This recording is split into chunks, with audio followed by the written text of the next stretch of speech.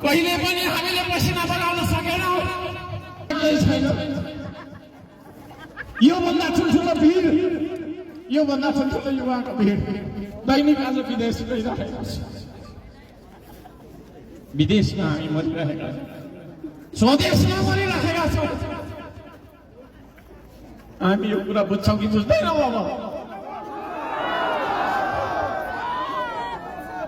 अब यो देशमा कोही कसैको रगत नबगोस्। म चाहन्छु यो देशमा सिर्फ पसिना बगाउनुपर्छ,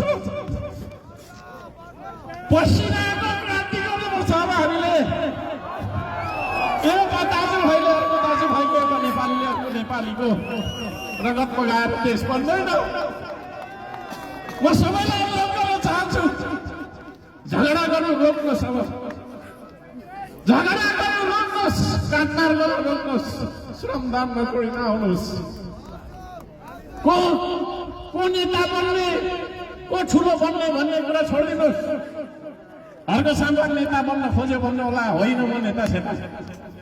तपाईँभन्दा भाटे पनि लगाएर आएको छु। तपाईँभन्दा 10 कुरो धेरै काम गरिरहेको छु। म कोही कसैको नेता बन्न चाहन्छु, तर यो देशमा शान्ति होस्, यो देशमा रगत नबगोस् भन्ने मेरो कामना हो।